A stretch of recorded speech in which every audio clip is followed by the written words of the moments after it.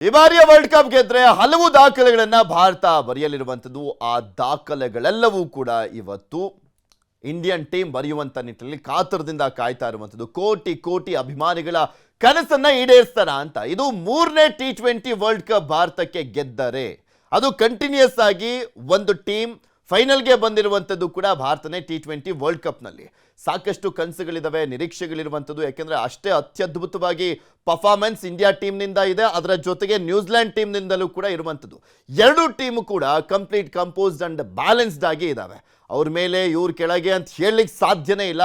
ಅಷ್ಟು tough competition ಅಂತೂ ಇರುವಂಥದ್ದು ಇಂಡಿಯಾ ವರ್ಸಸ್ ನ್ಯೂಜಿಲೆಂಡ್ ನಡುವೆ. ಯಾಕೆಂದರೆ ಇಬ್ಬರೂ ಕೂಡ ಅಷ್ಟೇ ಸೆಮಿಫೈನಲ್ನಲ್ಲಿ ಅಬ್ಬರಿಸಿ ಬೊಬ್ಬಿರ್ದಿರುವಂಥದ್ದನ್ನ ನೋಡಿದ್ದೀವಿ ಬ್ಯಾಟರ್ಸ್ಗಳು. ಆದರೆ ಬೌಲಿಂಗ್ ವಿಚಾರಕ್ಕೆ ಬಂದಂಥ ಸಂದರ್ಭದಲ್ಲಿ ಸ್ವಲ್ಪ ವೀಕ್ ಅನ್ನುವಂಥ ರೀತಿಯಲ್ಲಿ ಇಂಡಿಯಾ ಕಂಡ್ರೂ ಕೂಡ ಯಾವಾಗ ಬೇಕಾದರೂ ಫೈಟ್ ಬ್ಯಾಕ್ ಮಾಡ್ತಾರೆ ಅನ್ನುವಂಥ ಚೆನ್ನಾಗೇ ಗೊತ್ತಿದೆ.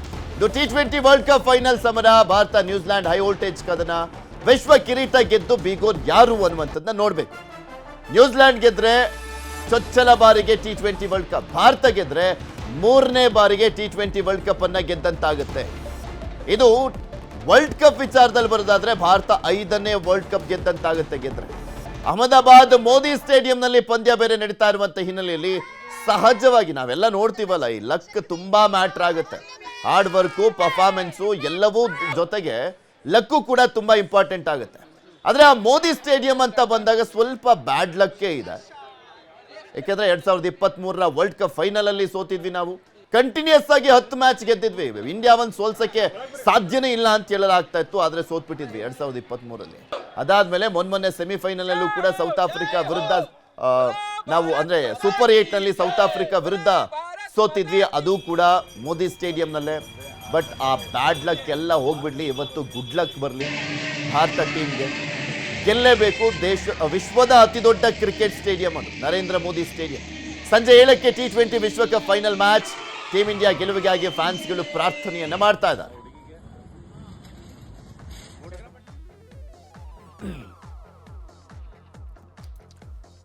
ಇದೇ ವಿಚಾರಕ್ಕೆ ಸಂಬಂಧಪಟ್ಟಂತೆ ಮಾತಾಡ್ತಾ ಹೋಗೋಣ. ನಮ್ಮ ಜೊತೆ ಸುಜಿತ್ ಸೋಮ್ ಸುಂದರ್ ಅವರು, ಮಾಜಿ ಆಟಗಾರರು, ನೇರ ಸಂಪರ್ಕದಲ್ಲಿ ಜಾಯ್ನ್ ಆಗಿದ್ದಾರೆ. Welcome to the show sir. ಎಲ್ಲಾ ಕಡೆನೂ ಕೂಡ ಎಕ್ಸೈಟ್ಮೆಂಟ್ ಇದೆ. ಈ ಬಾರಿ ಕಪ್ ನಮ್ದೆ, ಈ ಸಲ ಕಪ್ ನಮ್ದೆ. RCB ಚಾನ್ಸ್ ಇತ್ತಲ್ಲ, ಅದೇ ರೀತಿಯಾಗಿ ಟೀಮ್ ಇಂಡಿಯಾಗೂ ಕೂಡ ಇದೆ. T20 ವರ್ಲ್ಡ್ ಕಪ್ ವಿಚಾರಕ್ಕೆ ಸಂಬಂಧಪಟ್ಟಂತೆ ಎಕ್ಸ್ಪೆಕ್ಟೇಷನ್ಸ್ ಹೇಗಿದೆ? ನಮಸ್ಕಾರ, ಥ್ಯಾಂಕ್ ಯು. ಎಕ್ಸ್ಪೆಕ್ಟೇಷನ್ಸ್ ಯಾವಾಗ್ಲೂ ಇಂಡಿಯಾ ಮೇಲೆ ಹೆಚ್ಚಾಗಿದ್ದೇ ಇರುತ್ತೆ.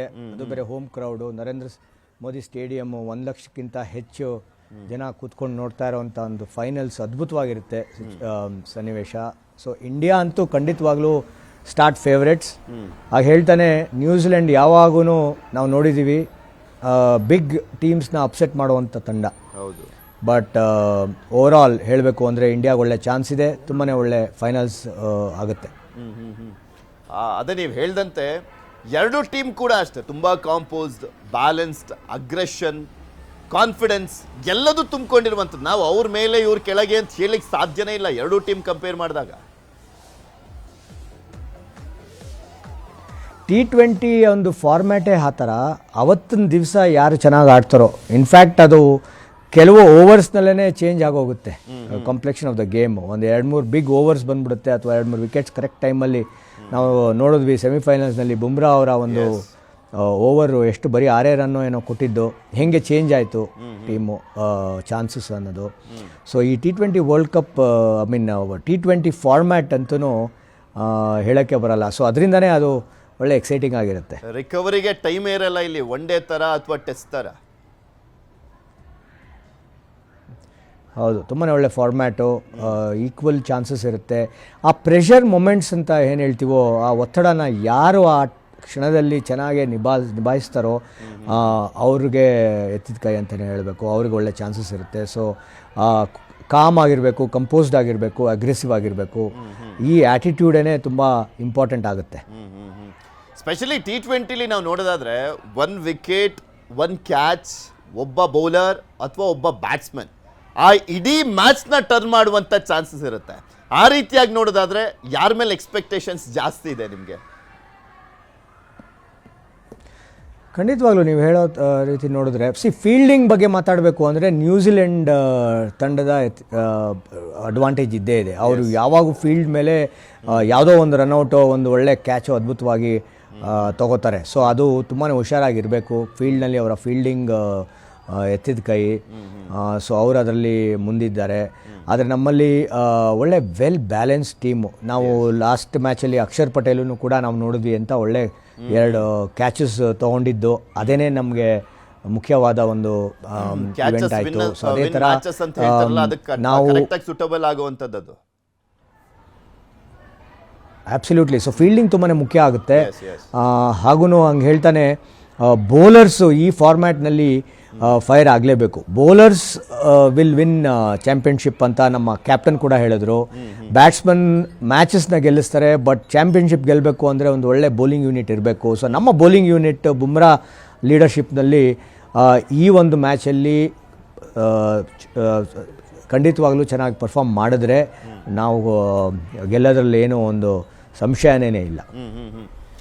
ಬೌಲಿಂಗ್ ಎಸ್ಪೆಷಲಿ ನೀವು ಹೇಳ್ತಾ ಇದ್ರಿ, ಎರಡೂ ಟೀಮ್ನ ಬೌಲಿಂಗ್ ಕಂಪೇರ್ ಮಾಡಿದ್ರೆ ಇಬ್ಬರು ಸ್ಟ್ರಾಂಗ್ ಆಗಿದ್ದಾರೆ.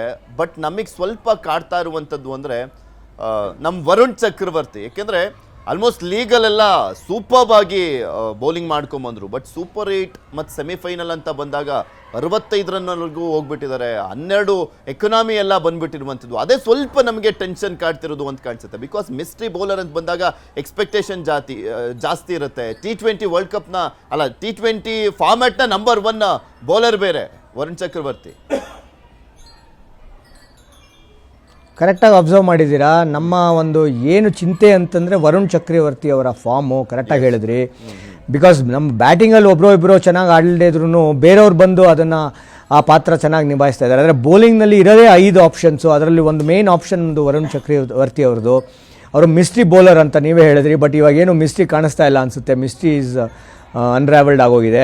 ಸೊ ವರುಣ್ ಚಕ್ರವರ್ತಿ ಅವರು ಚೆನ್ನಾಗಿ ಬೌಲಿಂಗ್ ಈ ಒಂದು ಮ್ಯಾಚಲ್ಲಿ ಥಿಯರಿ ಆಫ್ ಆ್ಯಾವ್ರೇಜಸ್ ನೋಡ್ಕೊಂಡ್ಬಂದರೆ ಇಷ್ಟೊತ್ತು ತನಕ ಚೆನ್ನಾಗಿ ಮಾಡಿಲ್ಲ. ಬಟ್ ಇವತ್ತು ಚೆನ್ನಾಗಿ ಮಾಡ್ತಾರೆ ಅಂತ ನಾವೆಲ್ಲನೂ ಭಾವಿಸ್ಬೇಕು. ಸೊ ಅದರಿಂದನೇ ಟೀಮು ಏನು ಒಂದು ಅದನ್ನು ಕವರಪ್ ಮಾಡಬೇಕು ಅಂತಂದರೆ ನಮ್ಮ ಬೇರೆ ಇಬ್ಬರು ಬೌಲರ್ಸ್ ಅಭಿಷೇಕ್ ಶರ್ಮಾನು ಒಳ್ಳೆ ಲೆಫ್ಟ್ ಆರ್ಮ್ ಸ್ಪಿನ್ನರು. ಅವರು ಇಂಡಿಯಾ ಅಂಡರ್-19 ಆಡಿದಾಗ ಅವರು ಲೆಫ್ಟ್ ಆರ್ಮ್ ಸ್ಪಿನ್ನರೇ ಆಗಿದ್ದರು. ಸೊ ಅವರ ಒಂದು ಆಪ್ಷನ್ ಬರುತ್ತೆ. ಸೊ ತಿಲಕ್ ವರ್ಮನು ಕೂಡ ಒಳ್ಳೆ ಬೌಲರು. ಸೊ ಅವರ ಆಪ್ಷನ್ನು ಕೂಡ ಇದೆ. ಸೊ ಅದರಿಂದ ಯಾವ ಥರ ಅದು ಅಕಸ್ಮಾತಾಗಿ ವರುಣ್ ಚಕ್ರವರ್ತಿ ಅವರ ಬ್ಯಾಡ್ ಫಾರ್ಮ್ ಕಂಟಿನ್ಯೂ ಆಗುತ್ತೆ ಅಂದರೆ ಇವರಿಬ್ಬರು ಆಪ್ಷನ್ಸ್ನ ನಾವು ಯೂಸ್ ಮಾಡ್ಕೋಬೇಕಾಗುತ್ತೆ. ಬಟ್ ನೀವು ಕರೆಕ್ಟಾಗಿ ಅಬ್ಸರ್ವ್ ಮಾಡಿದ್ದೀರಾ. ಅದೊಂದೇ ಕ್ಷೇತ್ರದಲ್ಲಿ ನಾವು ಒಂದು ಸ್ವಲ್ಪ ಯೋಚನೆ ಮಾಡಬೇಕು ಅಂತಂದ್ರೆ ವರುಣ್ ಚಕ್ರವರ್ತಿ ಅವರ ಬೌಲಿಂಗ್ ಒಂದು ಮೂರು ಸಮಸ್ಯೆ ಬಗ್ಗೆ ನಾನು ಮೇನ್ಲಿ ಐಡೆಂಟಿಫೈ ಮಾಡಿದ್ದೆ ಸರ್. ಇಲ್ಲಿ ಒಂದು ಅಭಿಷೇಕ್ ಶರ್ಮಾ ಫಾರ್ಮ್ ಓಪನಿಂಗ್ ಅಲ್ಲಿ, ಇನ್ನೊಂದು ವರುಣ್ ಚಕ್ರವರ್ತಿ ಫಾರ್ಮ್, ಇನ್ನೊಂದು 6ನೇ ಬೌಲರ್ ಸಮಸ್ಯೆ ಎದ್ದು ಕಾಣಿಸ್ತಾ ಇದೆ. ನೀವು ಹೇಳ್ದಂತೆ ಯಾರಾದರೂ ಒಬ್ರು, ಈಗ ಬುಮ್ರಾನೇ ಆಗಲಿ, ಹರ್ಷದೀಪೇ ಆಗಲಿ, ಅಥವಾ ಹಾರ್ದಿಕ್ ಆಗಲಿ, ಅಕ್ಷರ್ ಪಟೇಲು, ವರುಣ್ ಚಕ್ರವರ್ತಿ, ಇಲ್ಲಿ ಯಾರ್ದಾದ್ರೂ ಒಬ್ರು ಫ್ಲಾಪ್ ಆದ್ರೂ ಕೂಡ ಅದನ್ನು ಫಿಲ್ ಮಾಡುವಂತ 6ನೇ ಬೌಲರ್ ನಮಗೆ ಕಾಣಿಸ್ತಾ ಇಲ್ಲ. ಈ 3 ಸಮಸ್ಯೆ ಕಾಡ್ತಾ ಇದೆ.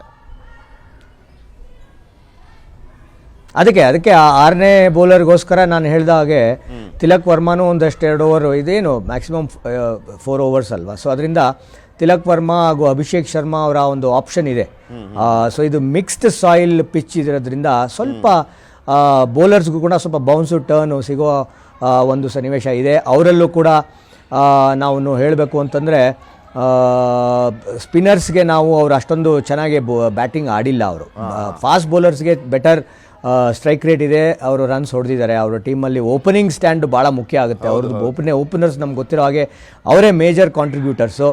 ಅವರ ವಿರುದ್ಧ ನಾವು ಒಳ್ಳೆಯ ಒಂದು ಸ್ಟ್ರಾಟಜಿ, ಒಬ್ಬ ಸ್ಪಿನ್ನರು ಒಬ್ಬ ಫಾಸ್ಟ್ ಬೌಲರು ಬುಮ್ರಾನ ಬಿಟ್ಟು ಅದನ್ನು ಬ್ರೇಕ್ ಮಾಡಿದ್ರೆ ಖಂಡಿತವಾಗ್ಲೂ ಅದೊಂದು ಒಳ್ಳೆಯ ಆಪ್ಷನ್ ಇರುತ್ತೆ. ಬುಮ್ರಾ ಫಸ್ಟು ನ್ಯೂ ಬಾಲಲ್ಲಿ ಬೌಲಿಂಗ್ ಮಾಡಿಲ್ಲ. ಈ ಒಂದು ಫೈನಲ್ಸ್ನಲ್ಲಿ ಪ್ರಾಬಬ್ಲಿ ಆ ಲೀಡರ್ಶಿಪ್ ಯೋಚನೆ ಮಾಡಿರ್ತಾರೆ ಅಂತ ಅನಿಸುತ್ತೆ. ಆ ಓಪನಿಂಗ್ ಸ್ಟ್ಯಾಂಡ್ನ ಬ್ರೇಕ್ ಮಾಡಬೇಕು ಅಂತಂದರೆ ಬುಮ್ರಾ ಹಾಗೂ ಒಬ್ಬರು ಲೆಫ್ಟ್ ಆರ್ಮ್ ಅಕ್ಷರ್ ಬೌಲಿಂಗ್ ಮಾಡಿದ್ರೆ ಒಂದು ಎಫೆಕ್ಟಿವ್ ಆಗಿರ್ಬೋದು. ಅದನ್ನೇನಾರ ಒಂದು ಪ್ರಯತ್ನ ಮಾಡ್ತಾರಾ ಅನ್ನೋದು ನಾವು ಕಾದು ನೋಡಬೇಕು. ಯಾಕೆಂದರೆ ಈ ಓಪನಿಂಗ್ ಅವ್ರದ್ರಲ್ಲಿ ಯಾವಾಗಲೂ ಕೂಡ ತುಂಬ ಬೂಮ್ ಆಗಿರೋದು ಅವರೇನೆ. ಅದನ್ನು ಎಷ್ಟೇ ಟಾರ್ಗೆಟ್ ಇರಲಿ ಒಡೆದು ಚೆಚ್ಚಿ ಬಿಸಾಕ್ಬಿಟ್ಟಿದ್ದಾರೆ. ಆ ಒಂದು ಕಾರಣ ಸೆಮಿಫೈನಲಲ್ಲಿ ಪ್ರೆಷರೇ ಇಲ್ಲ ಅನ್ನುವ ರೀತಿಯಲ್ಲಿ ಆಡ್ತಾ ಇದ್ರು. ಒಂಥರ ಯಾವುದೋ ಪ್ರಾಕ್ಟೀಸ್ ಮ್ಯಾಚ್ ರೀತಿಯಲ್ಲಿ ಆಡ್ದಂಗೆ ಆಡ್ಬಿಟ್ರು ಅವರು. ಅದು ಸೌತ್ ಆಫ್ರಿಕಾ ವಿರುದ್ಧ ಅಂತ ಒಂದು ಬಲಿಷ್ಠವಾದಂಥ ಬೌಲಿಂಗ್ ವಿರುದ್ಧ. ಸೊ ಹೀಗಾಗಿ ಸ್ಪೆಷಲಿ ನಾವು ಅವರ ಬ್ಯಾಟ್ಸ್ಮನ್ಗಳನ್ನು ಕಟ್ಟಿ ಹಾಕಲಿಕ್ಕೆ ಸ್ಪೆಷಲ್ ಪ್ಲಾನ್ಸ್ ಅಂತೂ ಮಾಡಲೇಬೇಕಾಗುತ್ತೆ ಅಂತ ಕಾಣಿಸುತ್ತೆ. ಎಷ್ಟು ಇಂಪಾರ್ಟೆಂಟ್ ಅನಿಸುತ್ತೆ ಬೌಲಿಂಗ್ ವಿಭಾಗಕ್ಕೆ ನ್ಯೂಜಿಲ್ಯಾಂಡ್ ಬ್ಯಾಟಿಂಗ್ ಲೈನಪ್ ನೋಡಿದಾಗ? ಅದೇ ನಾನು ಹೇಳಿರೋ ರೀತಿ ನಾವು ಅವರು ಇದುವರೆಗೂ ಯಾವ ಥರ ಆಡ್ಕೊಂಡು ಬಂದಿದ್ದಾರೆ ಅಂದರೆ ಅದು ಓಪನರ್ಸು ಸೇಫರ್ಟ್ ಹಾಗೂ ಹ್ಯಾಲನ್ ಅವರ ಒಂದು ಪಾರ್ಟ್ನರ್ಶಿಪ್ನ ಬ್ರೇಕ್ ಮಾಡಬೇಕು. ಸೊ ಅದನ್ನು ಮಾಡೋಕ್ಕೆ ಏನಾರ ಡಿಫ್ರೆಂಟಾಗಿ ಪ್ಲ್ಯಾನ್ ಮಾಡ್ತಾರಾ? ಓಪನ್ ಬೌಲಿಂಗ್ ಮಾಡಿದಾಗ ನ್ಯೂ ಬಾಲಲ್ಲಿ ಬೇರೆ ಒಂದು ಸ್ಟ್ರಾಟಜಿಯಿಂದ ತೊಗೊಂಡು ಬಂದು ಮಾಡ್ತಾರಾ ಅನ್ನೋದೇ ನಾವು ನೋಡಬೇಕು. ಅದು ಮಾಡಿದ್ರೆ ಚೆನ್ನಾಗಿ ಹೆಲ್ಪ್ ಆಗುತ್ತೆ ಅಂತ ನಾನು ಅಂದ್ಕೊಂಡಿದ್ದೀನಿ. ಯಾಕಂದರೆ ಒಂದು ಸ್ಟೇಟ್ಮೆಂಟ್ ಬುಮ್ರಾನೇ ಫಸ್ಟ್ ಬೌಲಿಂಗ್ ಮಾಡಿದಾಗ ಒಂದು ಸ್ಟೇಟ್ಮೆಂಟ್ ಮಾಡಿದಾಗ ಆಗುತ್ತೆ. ಯಾಕಂದರೆ ನಾವು ಇಲ್ಲಿ we are here to take wickets ಅಂತ. ಸೊ ಬುಮ್ರಾ ಹಾಗೂ ಸ್ಪಿನ್ನರ್ ರೈಟ್ ಹ್ಯಾಂಡರ್ಸ್ ಆಗಿರೋದ್ರಿಂದ ಅಕ್ಷರ್ ಪಟೇಲ್ ಅವರಿಂದ ಬೌಲಿಂಗ್ ಮಾಡಿಸಿದ್ರೆ ಖಂಡಿತವಾಗ್ಲೂ ಆ ಫಸ್ಟ್ ಇನಿಷಿಯಲ್ ಬ್ರೇಕ್ ಥ್ರೂ ತೊಗೊಂಬಂದ್ಬಿಟ್ರೆ ನಾವು ಅವರ ಬ್ಯಾಕ್ ಬೋನ್ನ ಮುಡ್ದಂಗೆ ಆಗುತ್ತೆ. ಸೊ ಆ ಒಂದು ಸ್ಟ್ರಾಟಜಿ ಮಾಡಬೇಕು. ಇನ್ನೊಂದು ಬೌಲಿಂಗ್ ಸ್ಟ್ರಾಟಜಿ ನಾನು ಏನು ಹೇಳಿದ್ದೀನಿ ಅಂತಂದರೆ, ಅಕಸ್ಮಾತಾಗಿ ವರುಣ್ ಚಕ್ರವರ್ತಿ ಬೌಲಿಂಗ್ ಚೆನ್ನಾಗಿ ಮಾಡಲಿಲ್ಲ ಅಂದರೆ 6th ಬೌಲಿಂಗ್ ಆಪ್ಷನ್ನು ನಾವು ದೂಬೆ ಬದಲಾಗಿ ಇವರಿಬ್ಬರು ಆಪ್ಷನ್ಸ್ನ ಯೂಸ್ ಮಾಡ್ತಾರಾ ಅಂತ ನೋಡಬೇಕು. ಸೊ ಇದೆಲ್ಲನೂ ಒಂದು ಸ್ಟ್ರಾಟಜಿ ಖಂಡಿತವಾಗ್ಲೂ ಡಿಸ್ಕಸ್ ಮಾಡಿರ್ತಾರೆ. ಸರ್ ಮಾತಾಡ್ತೀನಿ ಸರ್, ಬಾಗಲಕೋಟೆಯಿಂದ ತುಂಬ ಜನ ವಿಶ್ ಮಾಡ್ತಾ ಇದ್ದಾರೆ, ಅದೊಂದು ನೋಡ್ಕೊಂಬರೋಣ. ಬಾಗಲಕೋಟೆಯಿಂದ ಅಲ್ಲಿನ ಜನ ಟೀಮ್ ಇಂಡಿಯಾ ಗೆದ್ದು ಬರಬೇಕು ಅನ್ನುವಂಥ ನಿಟ್ಟಿನಲ್ಲಿ ವಿಶಸ್ಸನ್ನು ಮಾಡ್ತಾ ಇದ್ದಾರೆ, ಅದೊಮ್ಮೆ ನೋಡ್ಕೊಂಬರೋಣ. ಹೋದ್ ಸತಿನೂ ಇಂಡಿಯಾ ಗೆದ್ದಿತ್ರಿ, ಈ ಸತಿನೂ ಇಂಡಿಯಾಗ all the best. New Zealand today ಐತಿ, ಕಂಗ್ರ್ಯಾಚುಲೇಷನ್ಸ್. ಚಲೋ ಆಡ್ಯಾರಿ, ಇನ್ ಮುಂದ್ ಚಲೋ ಆಡ್ಬೇಕು, ಗೆಲ್ಬೇಕು. ಸೆಕೆಂಡ್ ವರ್ಲ್ಡ್ ಕಪ್ ನಮ್ ಇಂಡಿಯಾಗ ಬರ್ಬೇಕು ಅಂತ ಬಹಳ ಆಸೆ ಐತಿ. ಫುಲ್ ಕಾನ್ಫಿಡೆನ್ಸ್ ಐತಿ. ಅವ್ರ ಆಡ್ತಾರ, ಚಲೋ ತಿಂಗ ಆಡ್ಬೇಕು. ಅಟ್ಲೀಸ್ಟ್ ಇಲ್ಲಿ ಮಟ್ಟ ಬಂತಾರ, ಇನ್ ಸ್ವಲ್ಪ ಸೋತ್ರೆ ಏನೋ ಡಿಸಪಾಯಿಂಟ್ಮೆಂಟ್ ಆಗ್ತೈತಿ, ಬಟ್ ಗೆದ್ರೆ ನಮಗ್ ಬಾಳ ಖುಷಿ ಆಗ್ತೈತಿ ಅಂತ ಹೇಳಿ. ಇವತ್ತು T20 ಮ್ಯಾಚ್ ಐತಿ ಇಂಡಿಯಾ ಜೊತೆ ನ್ಯೂಜಿಲೆಂಡ್. ಈ 2 ಸತ ವರ್ಲ್ಡ್ ಕಪ್ ಗೆದ್ ಕೊಟ್ಟಾರ, ಈ ಸಲನು ಗೆದ್ ಕೊಡ್ಲಿ ಅಂತಂದ ಹಾರೈಸ್ತೇವಿ. ಇಡೀ ಜಗತ್ನಾಗ ಗೆದ್ದವ್ರು ಎಲ್ಲಾರು ಹಾರೈಸತ್ತಾರ, ನಾವು ಹಾರೈಸ್ಬೇಕು. ಧೋನಿ ಮತ್ತ ರೋಹಿತ್ ಶರ್ಮಾ 2 ಸತ ಗೆದ್ ಕೊಟ್ಟಾರ, ಈ ಸತನು ಗೆದ್ ಕೊಡ್ಲಿ ಅಂತಂದ್ ಹಾರೈಸ್ತೇವಿ. ಇಲ್ಲಿವರೆಗೆಲ್ಲ ಚಲೋ ತಂಗ ಆಡ್ಯಾರ, ಈಗೂ ಚಲೋ ತಂಗ ಆಡ್ತಾರ ಅಂತಂದ್ ವಿಶ್ ಮಾಡ್ತೀವಿ. ಸಲ ನಿಮ್ ತಗೊಂಡ we felt very happy. All Indians ಒಂದು ಪ್ರೌಡ್ ಮೂಮೆಂಟ್ ಇರುತ್ತೆ. ಸೊ ಎಲ್ಲಾ ಇಂಡಿಯನ್ ಟೀಮ್ಗೂ ಆಲ್ ದ ಬೆಸ್ಟ್. ಎಲ್ಲಾ ಇಂಡಿಯನ್ ಸಿಟಿಸನ್ಸ್ ಇಂದ ನೋಡಿದ್ರಿ, ಚೆನ್ನಾಗಿ ಆಡಿದ್ದಾರೆ. ಲಾಸ್ಟ್ ಸ್ಟೆಪ್ಸ್ ಬಂದಿದ್ದಾರೆ, ಇನ್ನೊಂದು ಸ್ಟೆಪ್ ನಮ್ಗೆ ವರ್ಲ್ಡ್ ಕಪ್ ಸಿಗ್ಲಿಕ್ಕೆ. So all the best. ಸತತವಾಗಿ 3ನೇ ಬಾರಿಗೆ ನಾವು ಸೂರ್ಯಕುಮಾರ್ ಯಾದವ್ ಅವರ ನಾಯಕತ್ವದಲ್ಲಿ ಗೆದ್ದಿದೆ. ಸತತವಾಗಿ 3 ವರ್ಲ್ಡ್ ಕಪ್ T20 ಚಾಂಪಿಯನ್ಶಿಪ್ ನಮ್ಮ ಕೈಯಲ್ಲಿರುತ್ತದೆ. ಹಾಗಾಗಿ ನಾವು ದೇವರಲ್ಲಿ ಪ್ರಾರ್ಥಿಸೋಣ, T20 ವರ್ಲ್ಡ್ ಕಪ್ ನಮ್ಮ ಇಂಡಿಯಾ ಗೆಲ್ಲಬೇಕೆಂದು. ಜೈ ಹಿಂದ್, ಜೈ ಭಾರತ್ ಮಾತೆ. ಇಂಡಿಯಾ ಟೀಮ್ ಗೆಲ್ಲಬೇಕೆಂಬ ನಮ್ಮ ಆಸೆಯನ್ನು ಪೂರೈಸಲಿ ಆ ದೇವರು. All the best India team. Bharat ಮತ್ತು ನ್ಯೂಜಿಲೆಂಡ್ ಪಂದ್ಯಗಳ ಅಂತಿಮ ಪಂದ್ಯಕ್ಕೆ ಶುಭಾಶಯಗಳು. ವಿಶ್ವಾಸವಿಡಿ, ಕಪ್ಪು ಗೆದ್ದು ಬನ್ನಿ ಭಾರತ. ಜೈ ಭಾರತ್, ಜೈ ಜೈ ಹಿಂದ್. ಸೊ ಮಾತನಾಡ್ತಾ ಇದ್ವಿ, ಸುಜಿತ್ ಸೋಮಸುಂದರ್ ಸರ್ ನಮ್ಮ ಜೊತೆ ನೇರ ಸಂಪರ್ಕದಲ್ಲಿ ಇದ್ದಾರೆ. ಸುಜಿತ್ ಸರ್, ಇಲ್ಲಿ ಮೇನ್ಲಿ ನೀವು ಅವಾಗಲೇ ಮಾತನಾಡ್ತಾ ಇದ್ರಿ ಈ ಸಾಯಿಲ್ ಬಗ್ಗೆ, ಅಂದರೆ ಆ ಪಿಚ್ ಬಗ್ಗೆ. Black and red mix pitch ಈ ಬಾರಿ ಆಡ್ತಾ ಇರುವಂಥದ್ದು, ಅದು ಯಾವ ರೀತಿಯಾದಂಥ ಚೇಂಜಸ್ ಕೊಡುತ್ತೆ, ಮತ್ತು ಆ ಇಂಪಾರ್ಟೆನ್ಸ್ ಬಗ್ಗೆ ನೋಡಿದ್ರೆ ಆ ಪಿಚ್ ಬಗ್ಗೆ? ಮಿಕ್ಸ್ಡ್ ಪಿಚ್ ಅಂದಾಗ ಬರೀ ಬ್ಲ್ಯಾಕ್ ಸಾಯಿಲ್ ಅಂತಂದರೆ ತುಂಬಾ ಫ್ಲ್ಯಾಟ್ ಆಗಿರುತ್ತೆ, ಬೌನ್ಸ್ ಸ್ವಲ್ಪ ಕಮ್ಮಿ ಇರುತ್ತೆ, ಬ್ಯಾಟ್ಸ್ಮನ್ಗಳಿಗೆ ಚೆನ್ನಾಗಿ ಆಡ್ಬೋದು, ಬೌಲರ್ಸ್ಗೆ ಸ್ವಲ್ಪ ಕಮ್ಮಿ ಪರ್ಚೇಸ್ ಇರುತ್ತೆ. ಆದರೆ ಮಿಕ್ಸ್ಡ್ ಸಾಯಿಲ್ ಪಿಚ್ ಅಂದಾಗ ಬ್ಲ್ಯಾಕ್ ಆ್ಯಂಡ್ ರೆಡ್ ಮಿಕ್ಸ್ ಆಗಿದ್ದಾಗ ರೆಡ್ ಬೌನ್ಸು ಚೆನ್ನಾಗಿರುತ್ತೆ. ಆಮೇಲೆ ಸೆಕೆಂಡ್ ಬೌಲಿಂಗ್ ಮಾಡಿದಾಗ ಸ್ವಲ್ಪ ಟರ್ನ್ಗೆ ಹೆಲ್ಪ್ ಆಗುತ್ತೆ ಅನ್ನೋ ಒಂದು ಅಂಶ ಇದೆ.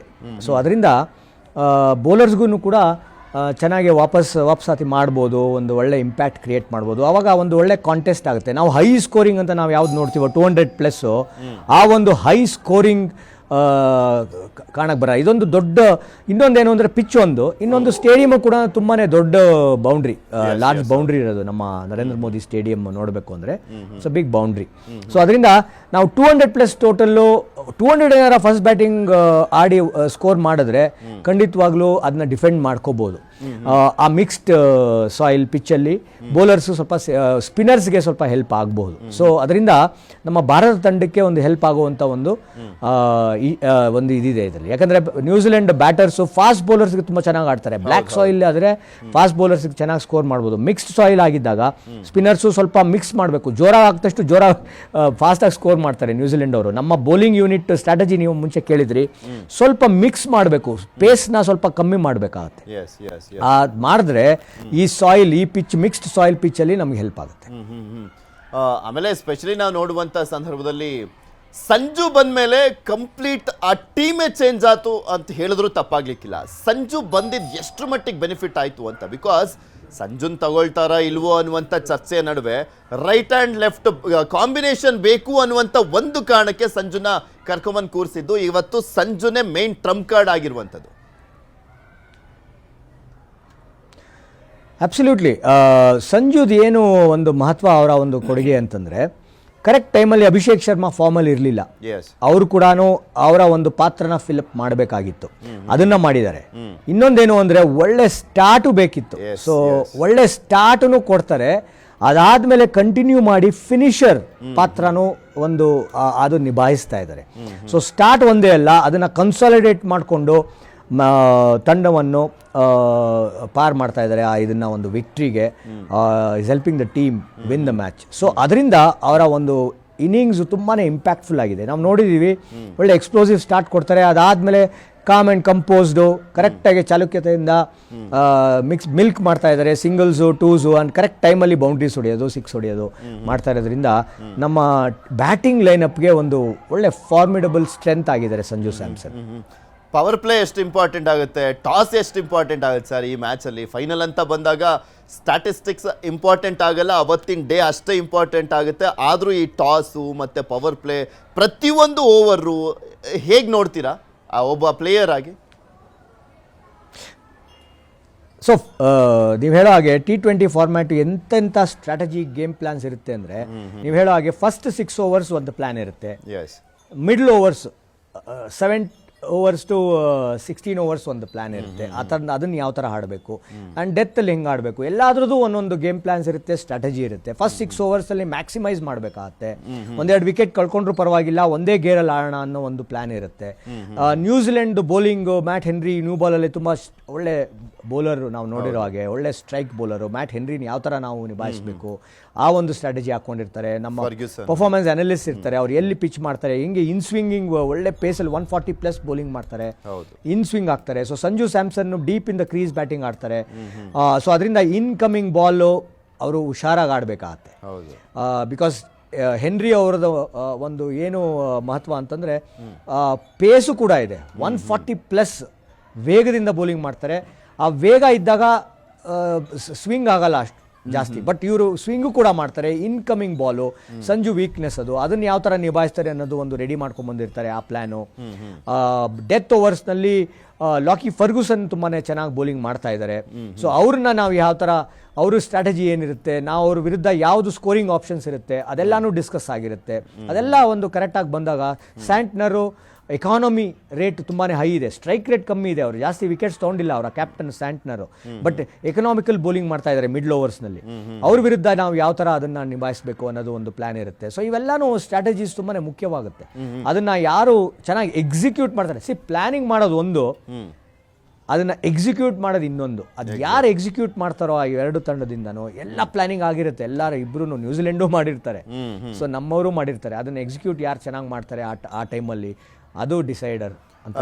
ಆಮೇಲೆ ಸ್ಪೆಷಲಿ ಎಲ್ರಿಗೂ ಕೂಡ ಈಗ IPL ಆಡಿ ಇಂಡಿಯನ್ ಪಿಚ್ಚಸ್ಸು ಮತ್ತು ಈ ಕ್ರೌಡು ಇದೆಲ್ಲ ಒಂದು ಸ್ವಲ್ಪ ಈಸಿನೇ ಆಗಿಬಿಟ್ಟಿದೆ ಬ್ಯಾಲೆನ್ಸ್ ಮಾಡುವಂಥದ್ದು. ಯಾರು ಏನೇ ಮಾಡಿದ್ರೂ ಕೂಡ ಇದು ಎಕ್ಸ್ಪೆಕ್ಟೇಷನ್ನು ಮತ್ತು ಒಂದು ಕಡೆ ಅದೆಲ್ಲದ್ರ ಬಗ್ಗೆನೂ ಕೂಡ ಅರಿವಿರುವಂಥ ಹಿನ್ನೆಲೆಯಲ್ಲಿ ಸ್ವಲ್ಪ ಎಲ್ರಿಗೂ ಒಂದು ಕಾನ್ಫಿಡೆಂಟ್ ಅಂತೂ ಇದೆ, ಏನಿದ್ರು ಆಡ್ಬಿಡ್ಬೋದು, ಏನಿದ್ರು ಮ್ಯಾನೇಜ್ ಮಾಡ್ಬೋದು ಅಂತ. ಕರೆಕ್ಟಾಗಿ ಹೇಳಿದ್ರಿ. ಟಾಸ್ ಮುಖ್ಯ ಆಗುತ್ತೆ, 15-20-25% ಮುಖ್ಯ ಆಗುತ್ತೆ. ಯಾಕಂದರೆ ಬ್ಯಾಟಿಂಗ್ ಸೆಕೆಂಡ್ ಸ್ವಲ್ಪ easier because of the dew factor. Ball ಬ್ಯಾಟಿಗೆ ಬರುತ್ತೆ, ಡ್ಯೂ ಇಂದ ಏನಪ್ಪ ಹೆಲ್ಪ್ ಆಗುತ್ತೆ ಅಂದರೆ ಆ ಪಿಚ್ಚು ಡ್ರೈ ಹಾಕೊಂಡು ಹೋಗುತ್ತೆ. ನಾವು ಹೇಳಿದ್ವಿ ಮಿಕ್ಸ್ಡ್ ಸಾಯಿಲ್ಲು, ಸ್ವಲ್ಪ ಸ್ಪಿನ್ನರ್ಸ್ಗೆ ಹೆಲ್ಪ್ ಆಗುತ್ತೆ ಸ್ವಲ್ಪ ಡ್ರೈ ಇದ್ರೆ ಅಂತ. ಬಟ್ ಆ ಡ್ಯೂ ಬಂದಾಗ ಆ ಒಂದು ಥಿನ್ ಲೇಯರ್ ಆಫ್ ಆ ಡ್ಯೂ ಪಿಚ್ ಮೇಲೆ ಬಾಲ್ ಬಿದ್ದಾಗ ಅದು ಸ್ಕಿಡ್ ಆಗಿ ಚೆನ್ನಾಗಿ ಬ್ಯಾಟಿಗೆ ಬರುತ್ತೆ, ಬ್ಯಾಟ್ಸ್ಮನ್ ಚೆನ್ನಾಗಿ ಸ್ಕೋರ್ ಮಾಡ್ಬೋದು. ಸೊ ಅದೊಂದು ಟಾಸ್ ಇಂಪಾರ್ಟೆಂಟ್ ಆಗುತ್ತೆ. ಆಮೇಲೆ ನೀವು ಹೇಳಿದ್ರಿ ನ್ಯೂಜಿಲೆಂಡ್ ಯಾಕೆ ಎಷ್ಟು ಚೆನ್ನಾಗಿ ಈ ಫಾರ್ಮ್ಯಾಟ್ನಲ್ಲಿ ಚೆನ್ನಾಗಿ ಆಡ್ತಾ ಇದ್ದಾರೆ ಅಂದರೆ, ಆ ನ್ಯೂಜಿಲೆಂಡ್ ಇರೋದೇ ಒಂದು ಚಿಕ್ಕ ಒಂದು ನೇಷನ್ನು, 5.3 ಮಿಲಿಯನ್ ಏನೋ ಆ ಥರ ಒಂದು ಅಷ್ಟೇ ಜನ ಪಾಪ್ಯುಲೇಷನ್, ಬರೀ 60-70 ಜನದಲ್ಲೇ ಅವ್ರು ಸೆಲೆಕ್ಟ್ ಮಾಡ್ತಾರೆ. ಅವ್ರು ಯಾಕೆ ಈ ಥರ ಚೆನ್ನಾಗಿ ಮಾಡ್ತಿದ್ದಾರೆ ಅಂತಂದರೆ, ಅವರ ಒಂದು ಪಾಲಿಸಿ ಏನು ಅಂದರೆ ಅವರ ಪ್ಲೇಯರ್ಸ್ನ ಬೇರೆ ಬಿಗ್ T20 ಲೀಗ್ IPL ಆಗಿರ್ಬೋದು, ಆಸ್ಟ್ರೇಲಿಯಾ ಆಗಿರ್ಬೋದು, ಬಿಗ್ ಬ್ಯಾಶ್ ಲೀಗ್ ಆಗಿರ್ಬೋದು, ಎಲ್ಲ ಕಡೆನೂ ಹೋಗಿ ಅವರು ಆಡೋಕ್ಕೆ ಬಿಟ್ಟಿದ್ದಾರೆ. ಸೊ ಅಲ್ಲಿ ಆಡಿ ಅವರು ಇಂಡಿಯಾನಲ್ಲೂ ನ್ಯೂಜಿಲೆಂಡ್ ಅವರ ಪ್ಲೇಯರ್ಸ್ ತುಂಬಾ ಹೆಚ್ಚಾಗಿ ಬಂದು ಆಡ್ತಾ ಇದ್ದಾರೆ. ಸೊ ಅವ್ರಿಗೆ ಎಲ್ಲ ಅವರು ಆ ಕಂಡೀಷನ್ಸ್ನ ಚೆನ್ನಾಗಿ ಅರ್ಥ ಮಾಡ್ಕೊಂಡಿದ್ದಾರೆ. ಸೊ ಅದರಿಂದ ಅಡ್ವಾಂಟೇಜು ಡಿಸ್ಅಡ್ವಾಂಟೇಜ್ ಏನಿದೆಯೋ ಎಲ್ಲನೂ ಅವ್ರಿಗೂ ಚೆನ್ನಾಗಿ ಗೊತ್ತು. ಸೊ ನ್ಯೂಜಿಲೆಂಡ್ ಬ್ಯಾಟ್ಸ್ಮನ್ ಕೂಡ ಪಳಗಿದ್ದಾರೆ, ಬೌಲರ್ಸ್ ಕೂಡ ಗೊತ್ತು ಅವರು ಈ ಪಿಚಸ್ನಲ್ಲಿ, ಈ ಸ್ಟೇಡಿಯಂ ನಾಯ್ಸ್ ಆಗಿರ್ಬೋದು, 1,00,000 ಒಂದು ಸ್ಟ್ರೆಂತ್ ಇರುವಂಥ ಸ್ಟೇಡಿಯಂ ಅಲ್ಲಿ ಆ ನಾಯ್ಸು, ಆ ಪ್ರೆಷರು ಯಾವ ಥರ ನಿಭಾಯಿಸಬೇಕು ಅನ್ನೋದನ್ನು ಅವ್ರಿಗೆ ನಮಗೆ ಒಂದು ಒಳ್ಳೆ ಅಡ್ವಾಂಟೇಜ್ ಆಗಿರ್ತಾ ಇತ್ತು ನಮ್ಮ ಇಂಡಿಯನ್ ಟೀಮ್ಗೆ, but foreign team against. But ಅವರು ಇಲ್ಲಿ ಆಡಿ ಅದನ್ನು ಕೂಡ ಅವರು ನಿಭಾಯಿಸಿದ್ದಾರೆ. ಸೊ ಅದರಿಂದನೇ ಅದು ಒಂದು ಸಮತೋಲನವಾಗಿ ಈ ಎರಡು ತಂಡಗಳನ್ನು ಅದನ್ನು ಈ ಎಲ್ಲ ಅಟ್ಮಾಸ್ಫಿಯರ್ ಆಗಿರ್ಬೋದು, ಕಂಡೀಷನ್ಸ್ ಆಗಿರ್ಬೋದು, ಒಳ್ಳೆ ಪ್ರಾಕ್ಟೀಸ್ ಇದೆ. ಅದರಿಂದನೇ ಈ ಫೈನಲ್ಸು ಒನ್ ಸೈಡೆಡ್ ಅಂತ ಹೇಳೋಕ್ಕೆ ಆಗಲ್ಲ. ಈಕ್ವಲ್ ಚಾನ್ಸಸ್ ಇರುತ್ತೆ. ಅದಕ್ಕೇನೆ ಇದು ಒಂದು ಒಳ್ಳೆ ತುಂಬಾ ಕಾಂಪಿಟೇಟಿವ್ ಫೈನಲ್ಸ್ ಆಗಿರುತ್ತೆ, ತುಂಬ ಇಂಟ್ರೆಸ್ಟಿಂಗ್ ಆಗಿರುತ್ತೆ. Having said that India has an edge. Sir, India ಅಂತ ಬಂದಾಗ ನಾವು ಭವಿಷ್ಯವನ್ನು, ದೇವರನ್ನು, ವಾಸ್ತುವನ್ನು ತುಂಬ ನಂಬ್ತೀವಿ. ನಾವು ಎಂಥದ್ದೇ ಪೊಸಿಷನಲ್ಲಿ ಇದ್ದರೂ ಕೂಡ. ಬಟ್ ಈ ಅಹಮದಾಬಾದ್ ಸ್ಟೇಡಿಯಮ್ಮು ಮತ್ತು ಸಂಡೇ ಅಂತ ಬಂದಂಥ ಸಂದರ್ಭದಲ್ಲಿ ಎಸ್ಪೆಷಲಿ ನೋಡೋದಾದರೆ ಹಾರ್ಡ್ ವರ್ಕು, ಪರ್ಫಾರ್ಮೆನ್ಸ್ ಎಲ್ಲ ಹೌದು, ಲಕ್ ಎಷ್ಟು ಮ್ಯಾಟ್ರ್ ಆಗುತ್ತೆ ಅಂತ. ಬಿಕಾಸ್ ಯಾಕೆ ಹೇಳ್ತಾ ಇದ್ದೀನಿ ಅಂದರೆ 2023ರ ವರ್ಲ್ಡ್ ಕಪ್ ಸಂದರ್ಭದಲ್ಲಿ, ಏಕದಿನ ವರ್ಲ್ಡ್ ಕಪ್ನಲ್ಲಿ ನಾವು ಅಲ್ಲೇ ಆಡಿದ್ದು, ಫೈನಲ್ ಮ್ಯಾಚ್ ಸೋತ್ಬಿಟ್ವಿ. ಅದಾದಮೇಲೆ ಸೌತ್ ಆಫ್ರಿಕಾ ವಿರುದ್ಧ ಕೂಡ ಅಹಮದಾಬಾದ್ನಲ್ಲೇ ಆಡಿದ್ವಿ, ಸೋಲನ್ನು ಕಂಡ್ವಿ. ಆ ಕಾರಣಕ್ಕೋಸ್ಕರ ಹೋಟೆಲನ್ನೇ ಚೇಂಜ್ ಮಾಡಿದ್ದಾರೆ ಅಂತ ಹೇಳಲಾಗ್ತಾ ಇರುವಂಥದ್ದು. ಅದರ ಜೊತೆಗೆ ಇದುವರೆಗೂ Bharat 2003ರ world cup, 2023ರ world cup, 2014ರ world cup ಸಂಡೇನೇ ಆಡಿದೆ. ಆದರೆ ಅವತ್ತು ಯಾವತ್ತೂ ಕೂಡ ಗೆದ್ದಿಲ್ಲ ಅನ್ನುವಂಥದ್ದು ಬೇರೆ. ಇದೆಲ್ಲವನ್ನು ಮೀರಿ ನಿಂತ್ಕೊಳ್ಬೇಕಾಗಿದೆ ಇವತ್ತು ನಾವು. Absolutely, it's a big day. ನೀವು ಏನೇ ರೆಡಿ ಆಗಿರ್ಬೋದು, ಏನೇ ನಾವು ಸ್ಟ್ರಾಟಜಿ ಮಾಡ್ಕೊಂಬಂದಿರ್ಬೋದು, ಎಷ್ಟೇ ನಾವು ಎಕ್ಸ್ಪೀರಿಯನ್ಸ್ ಟೀಮ್ ಇರ್ಬೋದು, ಆದರೆ ಆ ಲಕ್ ಫ್ಯಾಕ್ಟರ್ ಒಂದು ಏನಿದೆಯೋ ಅದು ಖಂಡಿತವಾಗ್ಲೂ ನಾವು ಕಂಡು ಬರುತ್ತೆ. ಅದು ಕರೆಕ್ಟ್ ಟೈಮಲ್ಲಿ ಒಂದು ಕ್ಯಾಚ್ ಹಿಡಿಯೋದು ಅಥವಾ ಡ್ರಾಪ್ ಆಗೋದು ನಮಗೆ ಫೇವರ್ ಆಗುತ್ತೆ. ಸೊ ಅದೆಲ್ಲನೂ ಫ್ಯಾಕ್ಟರ್ ಖಂಡಿತವಾಗ್ಲೂ ಅದು ಇದ್ದೇ ಇದೆ. ಅದು ಏನು ತೆಗ್ದಾಕಕ್ಕೆ ಆಗೋದೇ ಇಲ್ಲ. ಸೊ ಗೆಲ್ಲಬೇಕು ಇಂಥ ಒಂದು ಬಿಗ್ ಟೂರ್ನಮೆಂಟ್ ಅಂದರೆ all factors add up. So ಅದರಿಂದ ಈಗ ನಾವು ಕ್ಯಾಪ್ಟನ್ನ ಕೇಳಿದ್ರು, ಫೈನಲ್ಸ್ ಆಡ್ತಾ ಇದ್ದೀರಾ, ಹೋಮ್ ಕ್ರೌಡು, ಪ್ರೆಷರ್ ಇರುತ್ತಾ ಇರಲ್ವಾ ಅಂತ, ಅಥವಾ ಎಕ್ಸೈಟ್ಮೆಂಟ್ ಇದೆಯಾ, ಪ್ರೆಷರ್ ಎರಡೂ ಇದೆ. ಸೊ ಯಾವುದು ಅಂತ ಕೇಳಿದಾಗ ನಮ್ಮ ಕ್ಯಾಪ್ಟನ್ ಇದಾರಲ್ಲ, ಭಾಳ ಅಥೆಂಟಿಕ್ ಲೀಡರು. ಅವ್ರಿಗೇನು ಮನಸ್ಸಲ್ಲಿ ಇದೆಯೋ ಅದನ್ನು ಮಾತಾಡುವಂಥದ್ದು. So that is the beauty of our captain. ಭಾಳ ಅಥೆಂಟಿಕ್ ಏನಿದೆಯೋ ಅದನ್ನು ಹೇಳೋದು. ಸೊ ಅವ್ರು ಹೇಳಿದ್ರು, ಪ್ರೆಷರು 50% ಇದೆ, ಎಕ್ಸೈಟ್ಮೆಂಟು 50% ಇದೆ. ಸೊ ಅದನ್ನು ನಾವು ಯಾವ ಥರ ನಾವು ಬ್ಯಾಲೆನ್ಸ್ ಮಾಡ್ಕೊಂಡು ಹೋಗ್ತೀವಿ, ಪ್ರೆಷರ್ನ ನಾವು ಬ್ಯಾಲೆನ್ಸ್ ಮಾಡಬೇಕು. ಯಾಕಂದರೆ ಹೋಮ್ ಕ್ರೌಡು, ಅದನ್ನು ಬ್ಯಾಲೆನ್ಸ್ ಮಾಡಿದಾಗ್ಲೇ ಆ luck favours the team which balances pressure, excitement and in the right crucial ಮೊಮೆಂಟ್ಸ್ನಲ್ಲಿ ಯಾವ ಥರ ಕಾಮಾಗಿ ಕಂಪೋಸ್ಡ್ ಆಗಿರುತ್ತೋ ಲಕ್ ಅವ್ರಿಗೆ ಫೇವರ್ ಆಗುತ್ತೆ. Okay, thank you so much sir. ಇಷ್ಟು ತನಕ ಜಾಯ್ನ್ ಆಗಿ ನಿಮ್ಮ ಅಭಿಪ್ರಾಯವನ್ನು ವ್ಯಕ್ತಪಡಿಸಿದ್ದಕ್ಕೆ.